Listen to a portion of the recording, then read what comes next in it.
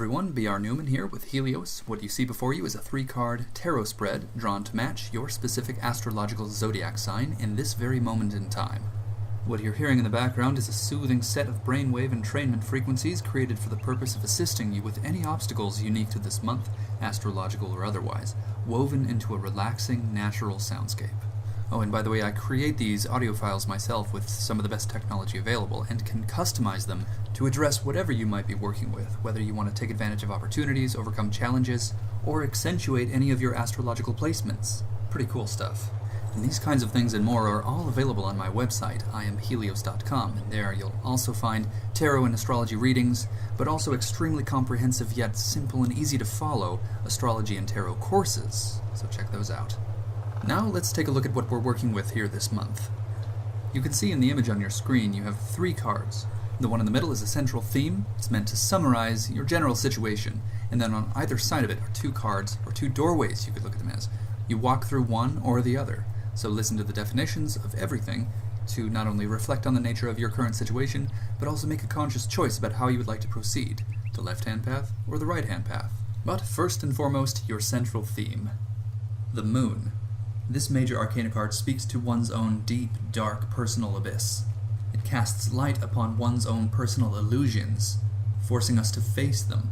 Sometimes we believe them to be real. The Moon never gives us all of the information we require to confidently determine whether or not these visions or experiences are reflections of the real or the unreal, truth or illusion. We are left in the dark, facing the light or the abyss within, waiting for the spark of insight and inspiration to inform ourselves of the reality of our impervious nature, our infinite existence, or our limitless power. But in the meantime, we are left feeling quite vulnerable. The Moon can be very deceptive. The light it shines is not its own, and the degree to which it shines is never consistent, unless you look closely, unless you learn its cycles, discovering how they match your own. The Moon can be a solitary source of light in the dark, or it can be the source of lunacy. It reflects back our natural state. Sometimes we have to believe the illusions we see are real. Sometimes the aspects of ourselves we consider most real are illusions. In any case, embracing this card will entail embracing the shadow, looking at oneself honestly. When the conditions we find ourselves do not allow us to get and maintain our bearings, we must look within. We must inform ourselves. We must confront the reality of ourselves to see what we're all about, where we're going, what we truly intend, desire, what we truly know, and what we don't know. If we proceed unconsciously, this can mean hysteria, this can mean rejection of reality, this can mean fear. But if we proceed with the light of our own personal truth at the forefront of our being, this can entail the deepest self-realization one can imagine. From this position, you can choose to take the left-hand path or the right-hand path. So we'll start with the left. The Chariot is the major arcana card that combines the essence of the Sun and Mercury with Mars. Its theme is forward momentum.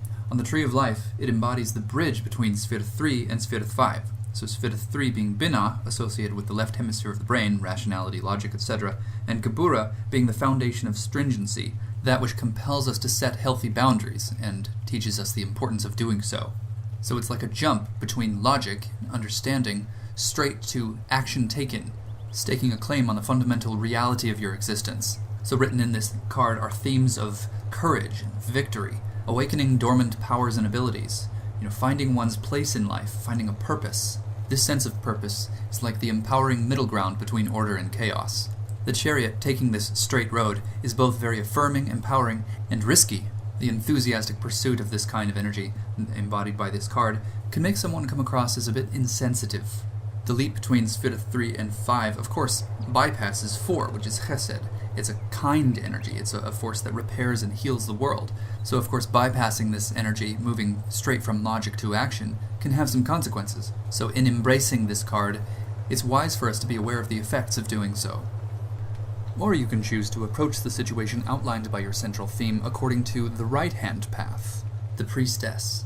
This major arcana card is all about tapping into the source of your power, the great cosmic soup that gives birth to all things, the source of the cosmos, the source of miracles, the source of life itself. The companion card to the Priestess is the Magus, the miracle worker. He draws his power from the Priestess. So he's like the active end of the process of materialization. The Priestess, on the other hand, is the passive end. She is quiet. She's reserved. She's introspective.